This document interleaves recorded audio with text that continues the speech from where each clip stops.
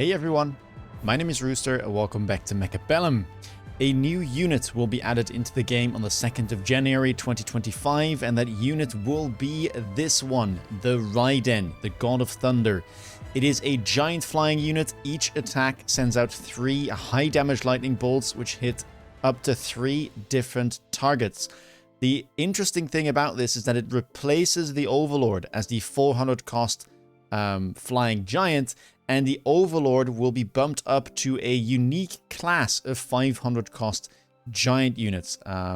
We'll get to the Overlord in a bit, but I want to go over the Raiden first. This video will be all about this unit. What does it do? What is it good at? And how will you likely be pairing it up for success in your games of Mecha come 2nd of January 2025. So this unit is quite comparable to what Overlord is in the game currently, or what it was after the update takes place.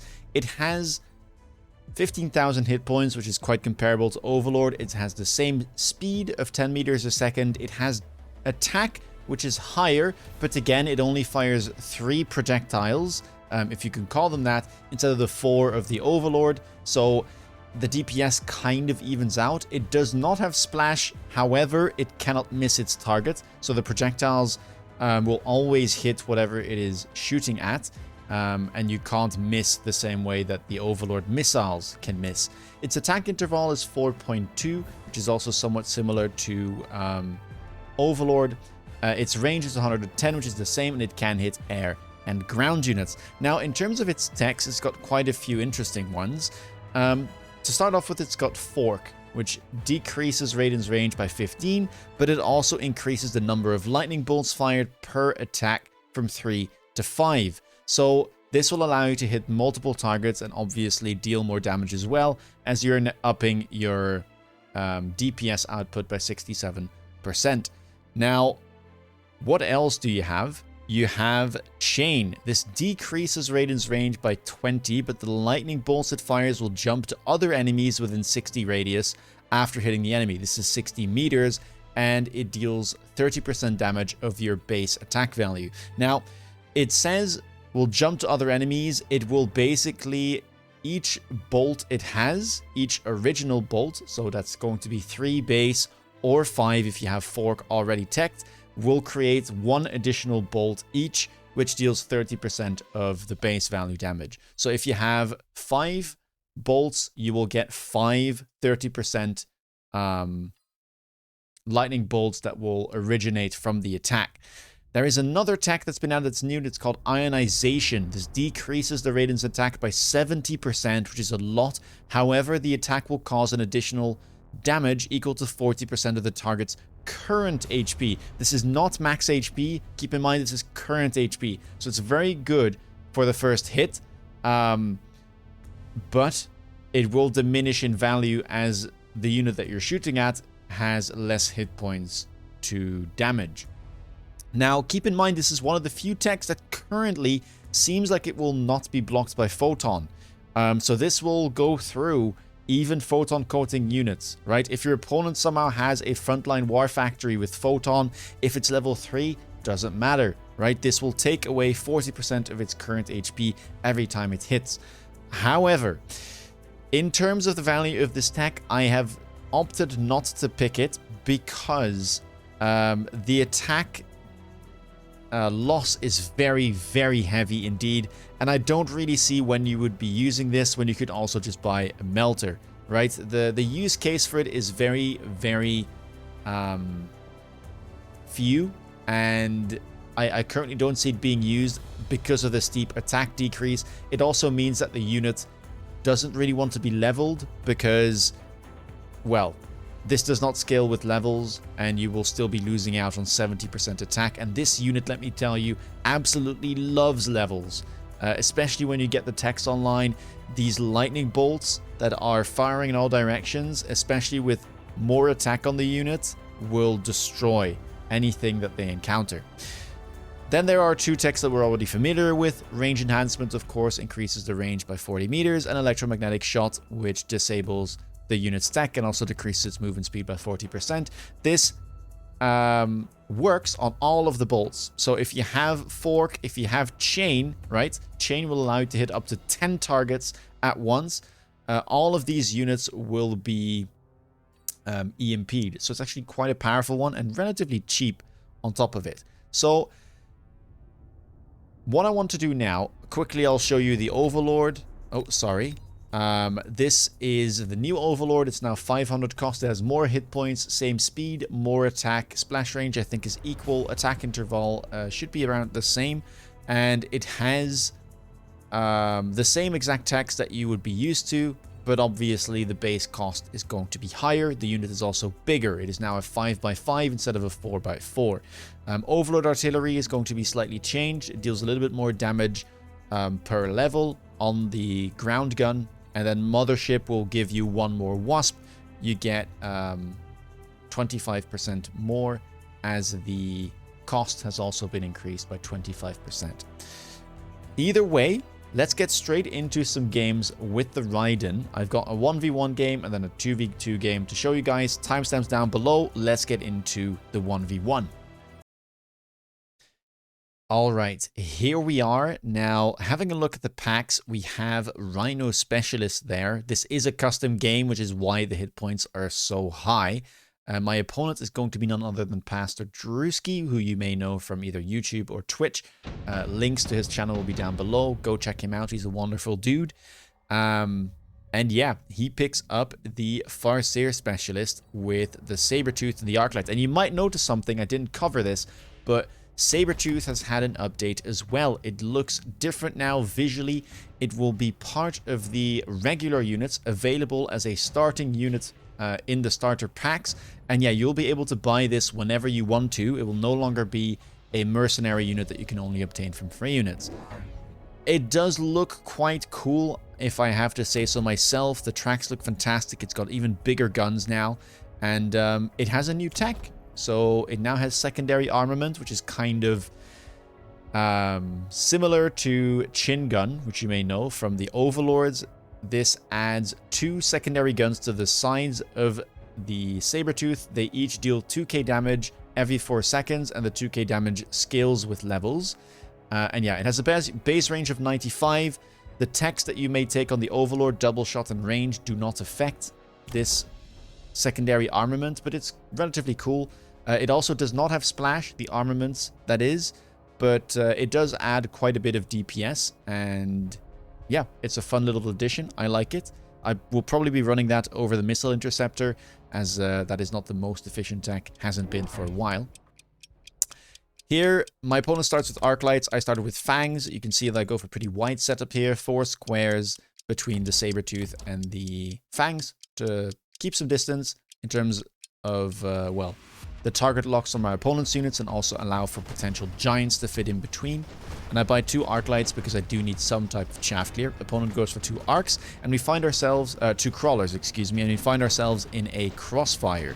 So this is where we're both playing aggressive near the line, but we both find ourselves on opposite sides of the board. My opponent gets tower debuff first, and he also got a good lock in the middle, which means that I do lose one of my sabers preemptively, and a couple crawlers here, 6 of them, are heading for my right tower. I do manage to get debuff myself, and I think I'll be able to at least get rid of one Sabertooth, maybe another arc there, but yeah, I don't think this debuff here will be very kind to me in terms of the outcome of round number 1. So we can speed things up a little bit, but yeah, second debuff coming through, and so that means the Sabertooth and the Arclet from my opponent will be winning out on round 1. Opponent, by the way, is a Farseer spec. Round 2, we get Heavy Armor, Underground, Threat, Improved Phoenix, fun card, really good card as well, and Elite Tarantula. Now, Heavy Armor is a pretty good solid pick. I mean, if you have sabers, you're not going to be too unhappy picking that up. But honestly, here I'm thinking, well, I am a little bit concerned about Underground Threat. This is somewhat of a mirror, even though we're in a crossfire. And winning rounds early on is quite important to get levels and be sure that you are ahead of your opponent. So I will decide to pick Underground Threat instead. Opponent does pick up the heavy armor, levels the right tower. Now I'm kind of expecting this. Usually when I play these type of matchups, I'm not a big fan of trying to keep going for the tower because, well, it's hard to judge and I'd rather just try and beat my opponent in the head-to-head. So what you see me do here is go for the left tower because, again, usually people will try and defend the right tower by leveling it. So instead I'm going to go for the side that he's on, as this will usually be the side that is less protected against these types of spells. I sell out of the right saber, again, because I'm expecting that there won't be too much stuff here on this side. And that allows me to go for another Fang and another Arclight. I get another additional deployment on the board as well.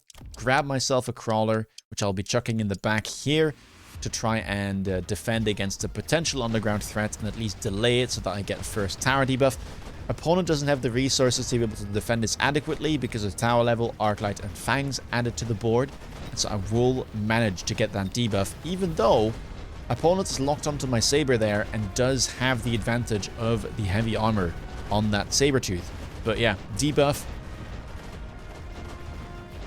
gives me a massive advantage. And so things pay off. I still managed to clear the right side. It was only a Fang and an Arclight. And so I do get out ahead here on round 2 and managed to strike back immediately.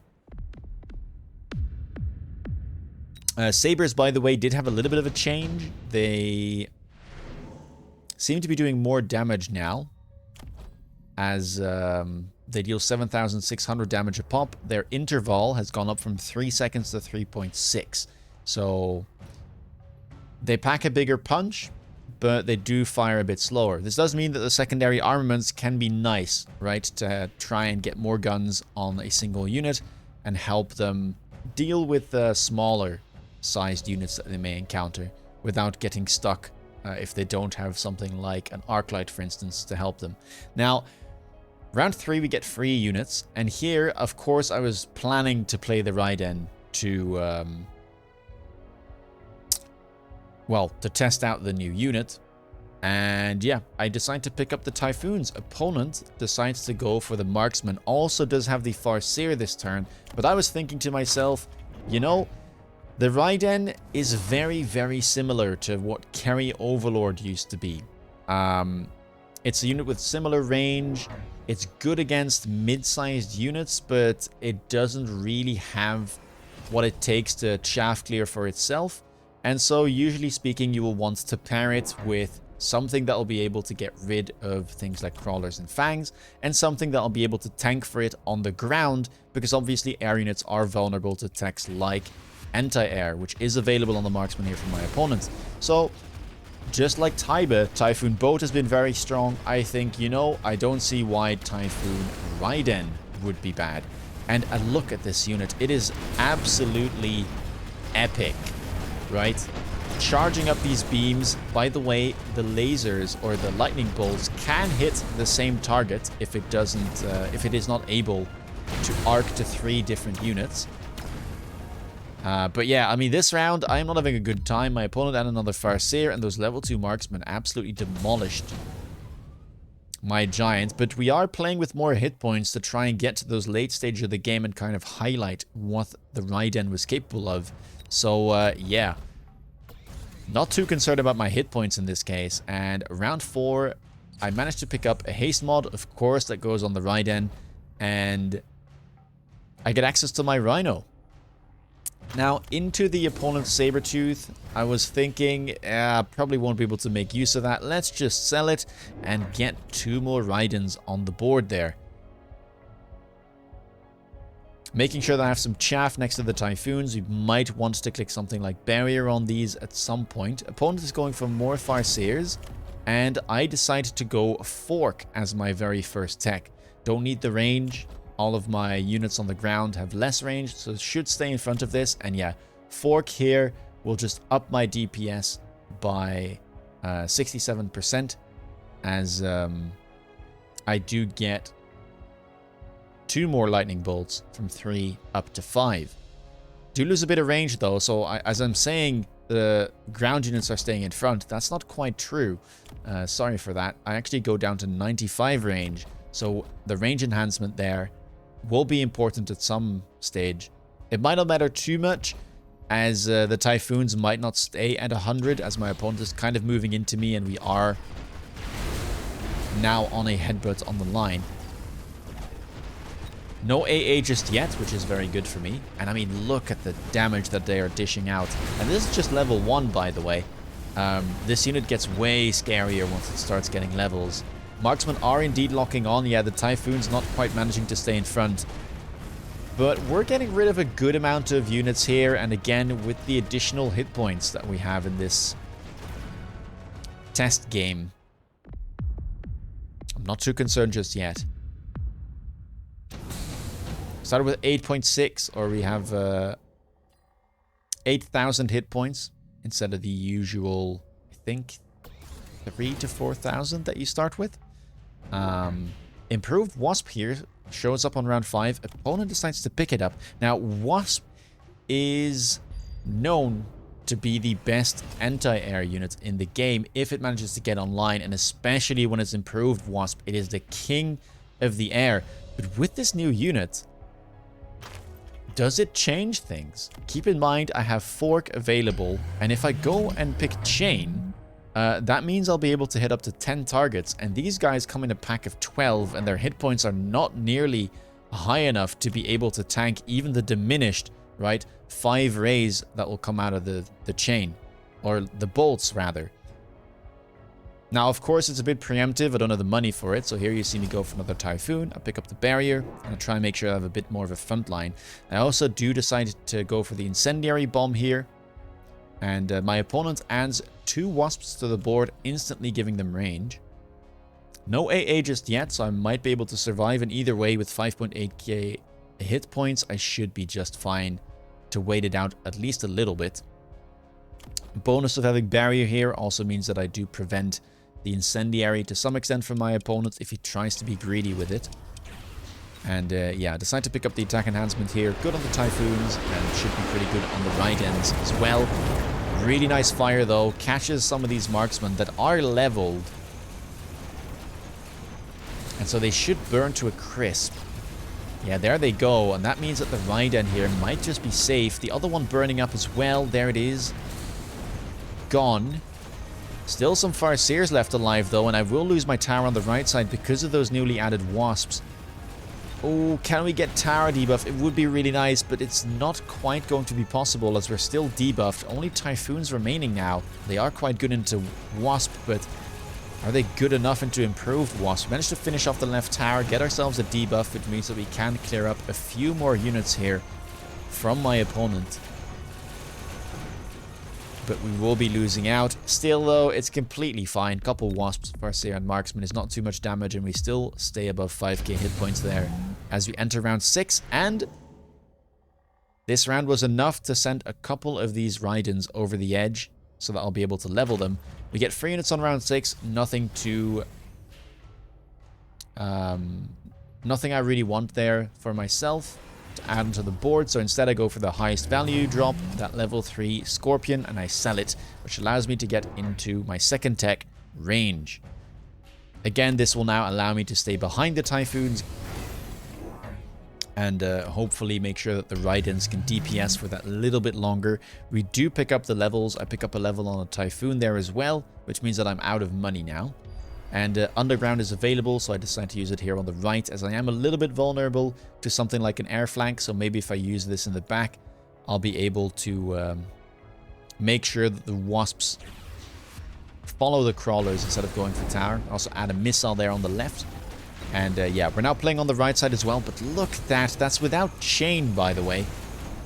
2 shots and the pack is pretty much gone. Of course, there is the Typhoons helping out a bit as well, but that is absolutely monstrous. My opponent here goes for Melting Point, the level 2 from the drop. But that's not having a good time either. And the thing about Raiden is that even if it's not actively trying to target a unit, it might still damage it because of the way that these bolts work. So the melter there was getting chipped away at pretty early on, even when in reality the Raiden was trying to shoot at something like the Saber or the Arclight, right? Round number 7.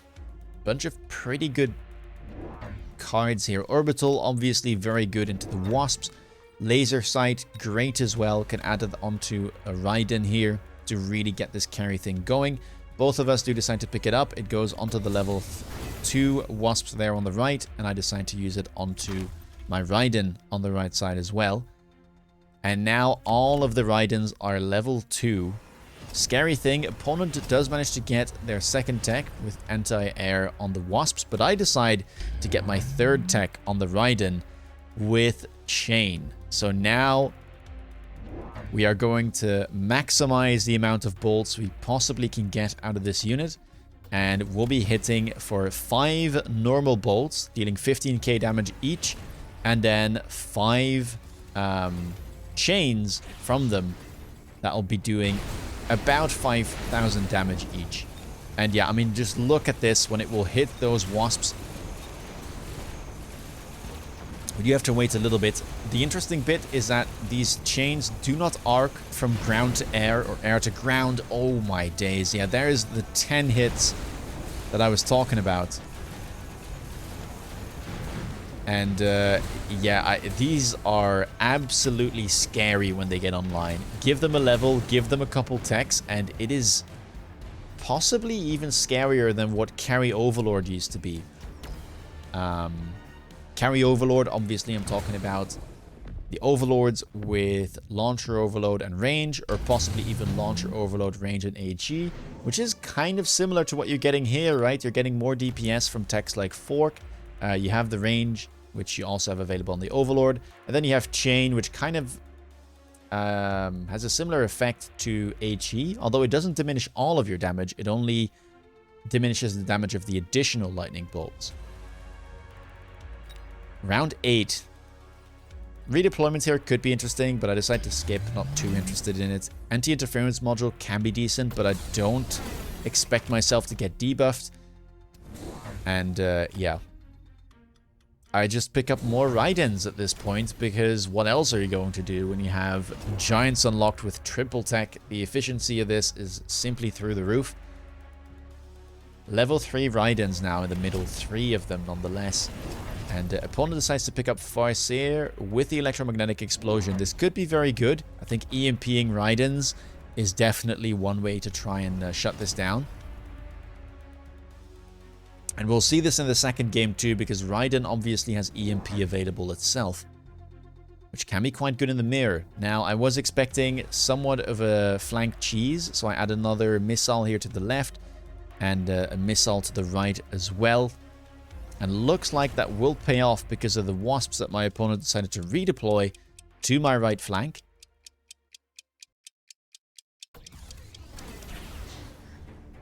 And yeah, I mean, here we go. The crawlers are just getting instantly deleted there. No need for the typhoons. And I mean, the damage is just so insane. Does look like, though, those Wasps there in the back are well coordinated. One of them sacrifices itself for the pack, and so I will get debuffed, but it's too little too late. Almost all of the enemy units have already vanished from the board. And yeah, I mean, this thing is just such a menace. Marksmen, by the way, do have anti-air now, but I managed to get the tower, and with the debuff, I'm not sure this Marksman will be able to do anything. Yeah, it's going to go down. Tower will probably fall. The Wasps are unable to take down one more Raiden. And so that's going to be big damage on round 8, sending my opponent down to now sub 3k, as we did start with around 8,000 on round 1. Round 9, we get Phoenix, Vulcan, War Factory, and Sledgehammer. None of this looks too tempting, I have to say. However, Vulcan is worth the most alongside Sledgehammer.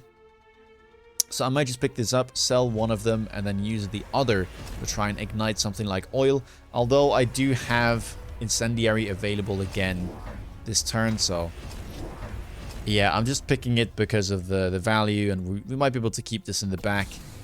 It might have some value. Opponent here decides to go for Vulcans and keep them. Goes for the range. Incendiary back off cooldown, so we're going to try an Incendiary right over there. And then we can buy something like the sticky oil bomb from Tower to try and extend it. And the question here is, I'm not even sure that this will survive.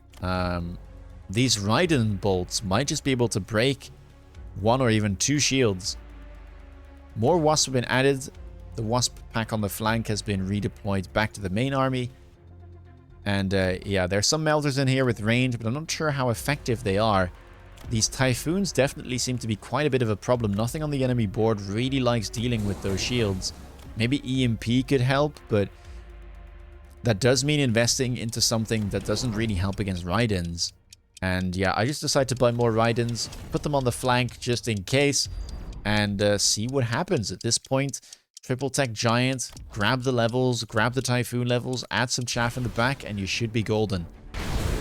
And yeah, I mean, look at that instant shield break there. The other one does stay alive, but still, I managed to hit a good portion of the map with the incendiary, and that will get rid of the pesky chaff. And just look at those shots. Oh, the wasps are fighting valiantly, I have to say, but what can you... I mean, if a Raiden decides to lock onto them, then almost the entire pack is gone with just one shot. And is that going to be enough? It is just about going to be enough right there on round number 9. And yeah, this thing is scary. If you recognize the setup, again, it replaces Overlord as the 400 cost flying unit, but it's very similar in terms of what it lacks. It's not the best at dealing with chaff, even though it is killing wasps here. It won't be able to deal with things like shielded fangs and lots and lots of crawlers. So generally speaking, you want to be pairing it with something that can help chaff clear. Traditionally, it's been Overlord Sledge. So Sledge and Raiden should be a good pairing. There is Fire Badgers available in some games as well. That is probably going to be a better version of Sledgehammer Raiden playing Fire Badger Raiden. And then if you get Typhoons, same thing. Works really, really well. And yeah. The other benefit of having some ground unit right is that you're protecting your Raidens. There are techs in the game, like aerial specialization on the Wasps, on the Marksman, on the Mustang, whatever it is. And having some sort of tanky frontline that also chaff clears will really help these things shine. They are a absolute menace with levels. I think they get scarier even than Overlords can be once you get to these type of techs. And again, yeah, I like to run range, fork, chain, and electromagnetic shot, at least for now. We'll see, maybe some of these techs will change, but this seems to be quite powerful, either on aggro or on defense. That being said, let's head over to a 2v2 game and showcase what a mirror might look like with some sledgehammers in the front instead of the Typhoons. All right, here we are. 2v2 game. I'm going to skip here because we cannot see the unit selection in 2v2. I am playing against Drewski as my opponent, but my other 2v2 opponent is none other than Forgotten Arbiter, and I'm playing alongside Surrey, also known as Rat. My opponent here is Aerial Specialist, so has that advantage over me, right? With the ability to unlock the Raiden.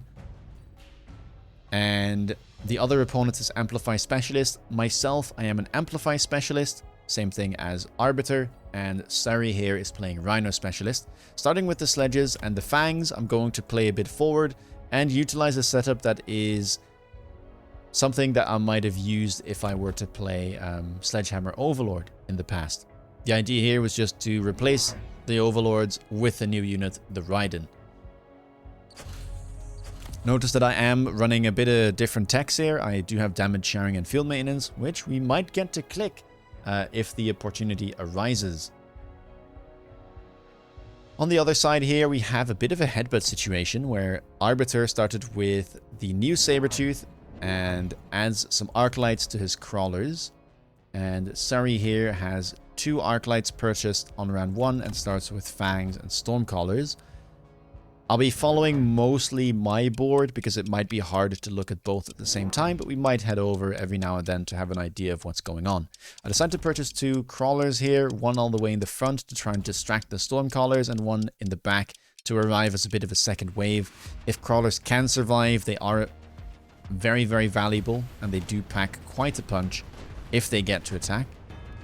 But yeah, against the Arclights here, I don't think they're very long for the world, and Sledgehammers do struggle a bit to chaff clear. Even on round 1 against 2 crawlers, with the Stormcallers raining down and the efficiency of the Arclights against chaff in the early game, this does not bode well for us. Can speed things up a little bit, but yeah, my side is kind of doomed. And if we look on the left side, honestly, Surrey did not do a bad job whatsoever. Those Stormcallers seemingly managed to take out the Sabres at the very least, but they're now getting swarmed by crawlers. And so yeah, round 1 here will be going over to Daruski and Arbiter. Now, what does round 2 offer is the question. I am using the amp cores here, obviously, on my Sledgehammers. It is a bit of a shame that we are unable to see what is being picked, but we can see that a heavy armor was offered here, and so Arbiter does pick that up. Now here, the thing I'm kind of lacking is chaff clear, chaff, and of course a main unit, but the idea was to pair things up with the Raiden, so I opt not to go for something like Phoenix, which would maybe be an okay pickup as well, because I want to get the efficiency on my board, and there is no real room for Phoenix if the eventual plan is to go for Raiden. Anyway, let's just try and get there early. So I pick up the heavy armor as well. My opponent picks up improved Scorpion, which could be really nasty against the Sledgehammers if he decides to build them, but it's not the best. Well, not the best. It's not very good against Raiden, as this is not a unit that can shoot up. So we'll see if he decides to commit to this. And yeah, I mean, I've got a bunch of items here for my units. I decided to buy another Sledgehammer on the left to try and alleviate some of the pressure on the right side. Make sure some of these crawlers go left. And that might allow my Sledgehammers to have a bit of a better time. Does mean I have a bit less money available though. And yeah, I'm only able to purchase another crawler back here.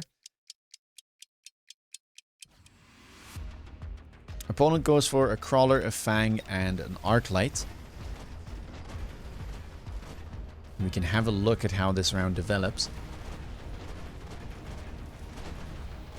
Sledgehammers are doing a bit of a better job this time around. Seems like on the left side we do have a tower debuff there that came through. Some pesky wasps being used by Surrey. And that does allow these Stormcallers to survive and kill the Sabres. A couple crawlers alive yet again. This is probably what happened in round 1 as well. But this time around we have the wasps to help out and save the Stormcallers. Meanwhile on my board, the Sledgehammers on the left managed to get the tower debuff. And we are now running in to try and assassinate these Stormcallers. Sledgehammer is very tanky there, 80% bonus hit points, close to what a level 2 sledge would be. And yeah, suddenly you can see we managed to take round 2 and equalize things somewhat. As the opponents go down to sub 5k. Start of round 3, will we get free units? I believe we do. We can't see them. But in this scenario, I believe something like Phantom was being offered. But there was also the highest value pack, which was going to be these steel balls worth 400. And I decided to instantly sell them.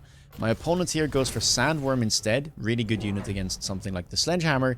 But not necessarily a very good unit against the Raiden, which you are now able to pick up on round 3 very early on, thanks to the sell value of that free unit. Wasps here being beaconed to my side of the board, so a little bit of 2v2 gameplay there.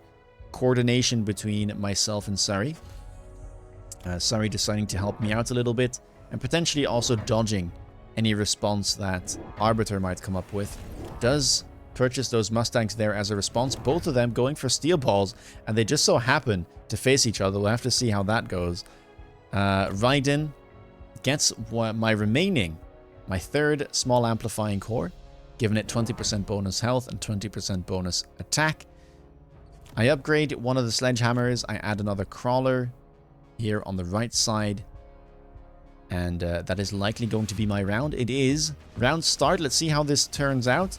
Opponent, by the way, does pick up 2 marksmen, probably expecting me to go for something along the lines of an air unit, and since we were testing the Raiden, it probably was going to be the Thunder God.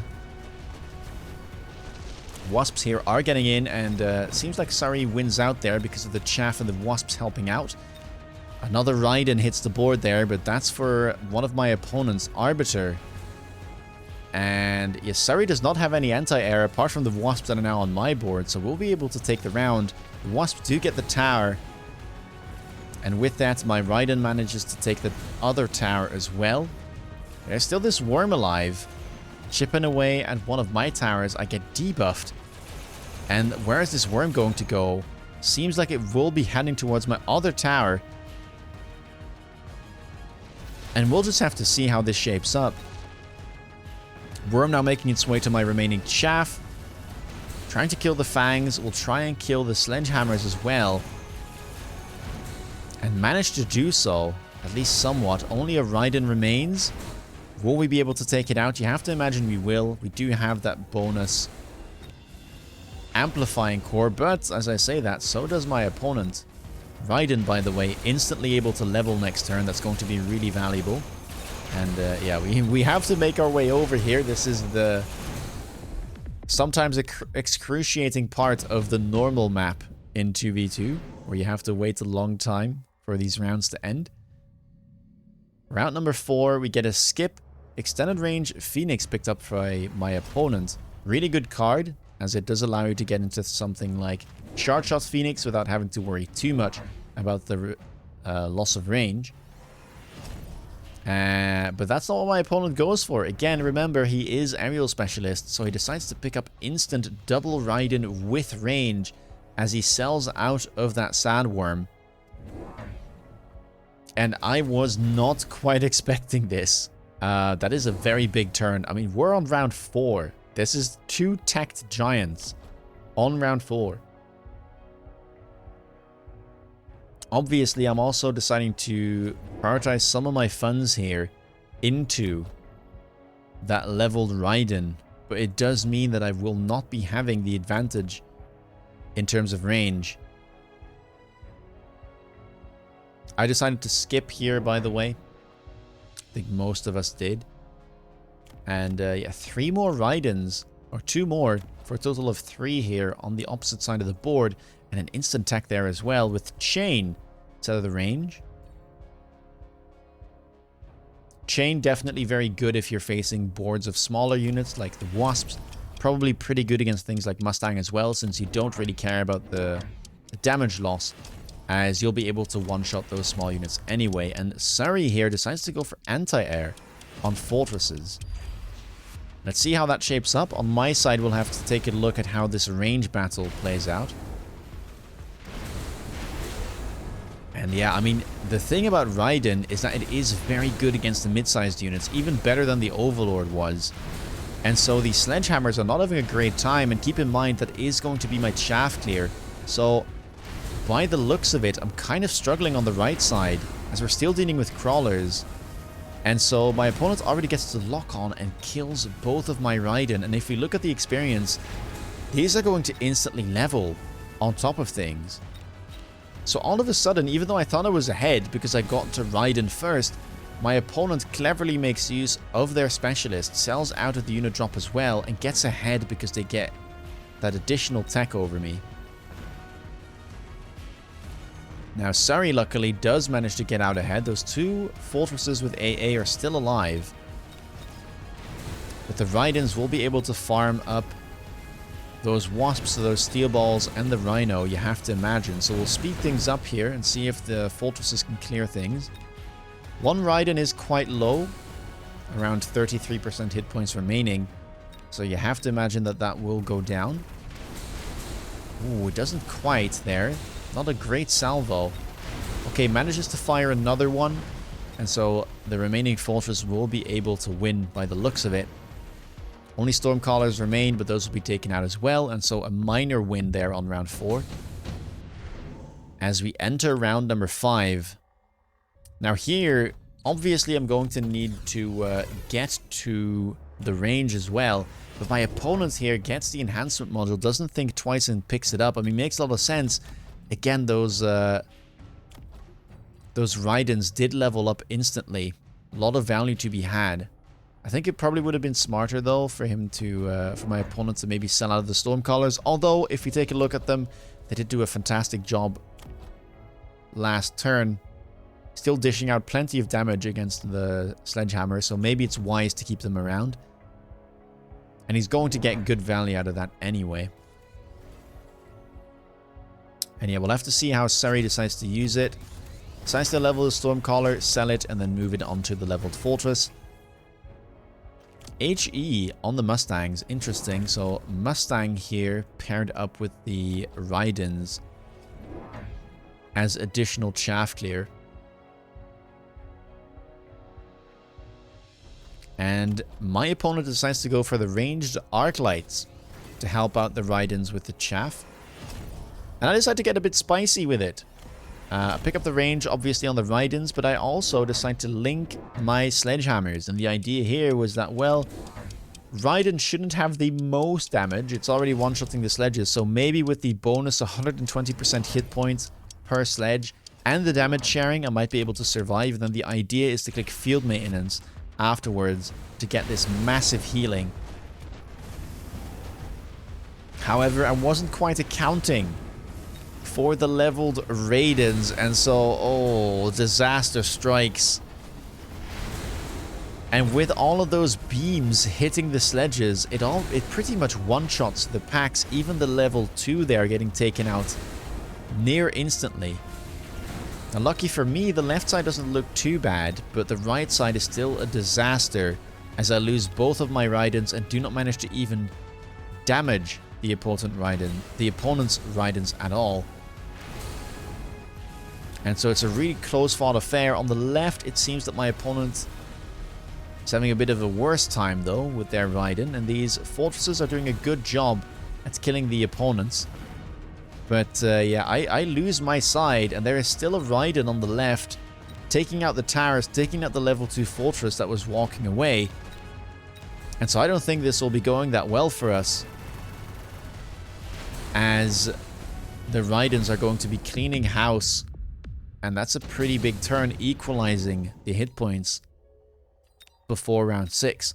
Round 6, 3 units. We see a melting point being picked up there by Arbiter. But at this stage, I don't think there's much that I would want. Again, the comp that I'm looking for is probably going to look something like just Sledgehammers and Raidens. And so, yeah, I pick up the melting point as the most valuable unit drop, and I'm simply going to be selling it. Surrey, however, decides to go for the Wraith. Drewski picks up the melting point as well.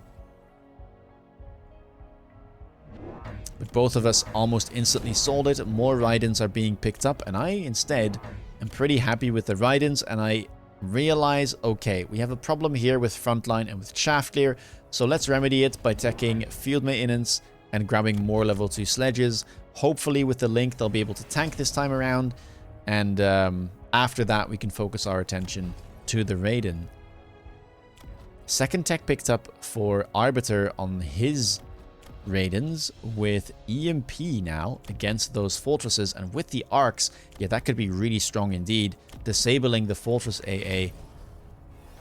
Keep in mind, these are somewhat tanky. I mean, especially level 2 there, the heavy armor, almost 30k hit points, almost 40k hit points. They definitely can at least tank a salvo, and if they can EMP after that, they shouldn't go down. We'll have to see what this Wraith can do, and how my units are going to be performing. Get a second tech from Drewski as well, as he picks up more Raidens and decides to go for the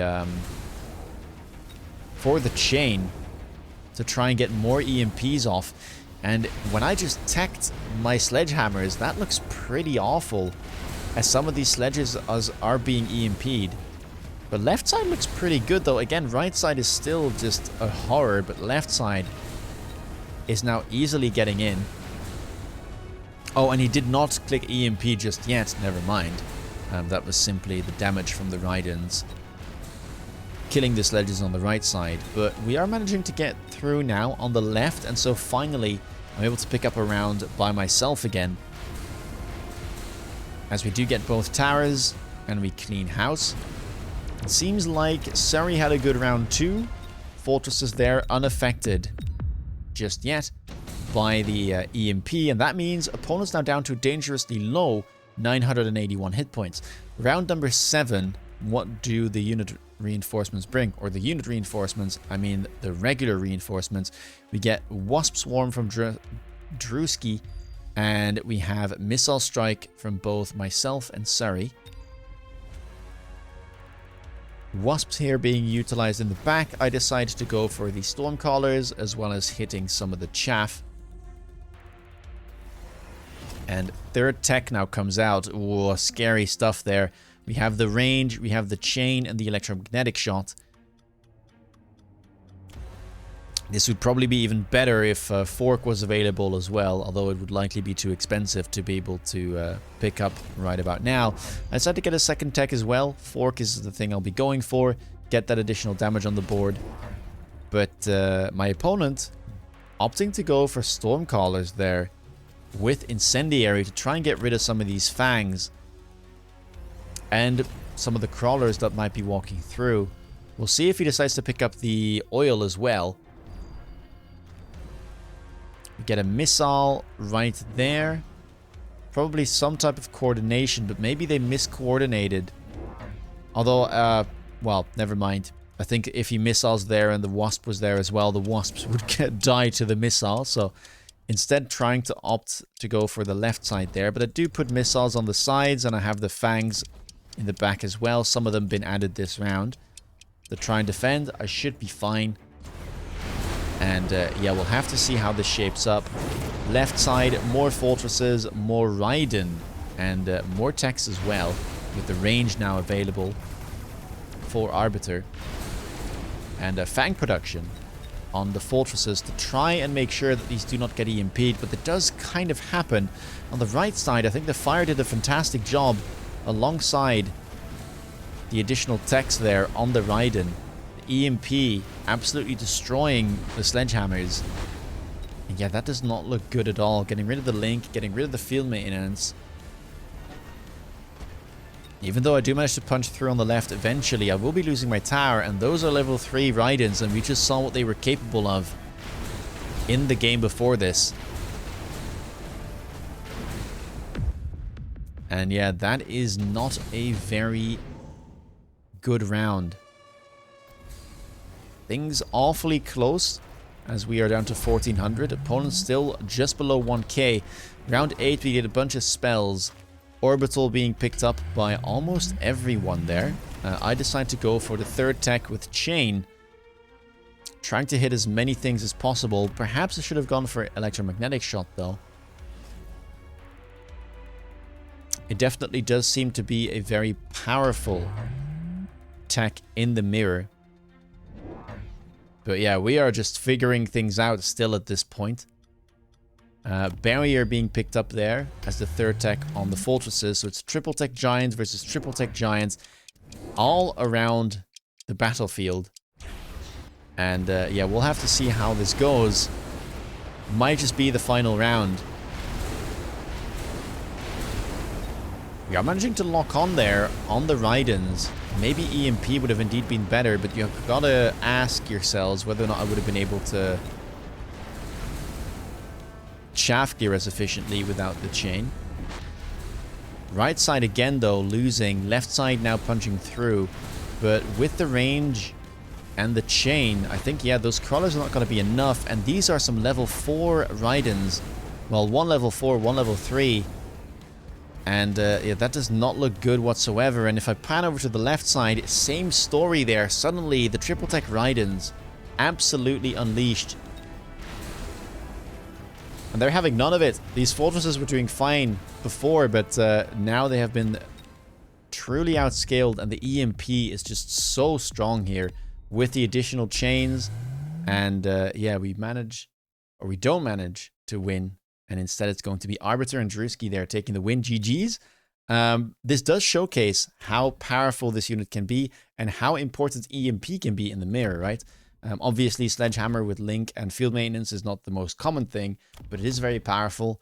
And I think I probably should have gone for EMP myself here, as we would have been able to lock on and perhaps shut down some of the chaff clear and some of the EMP potential from my opponent.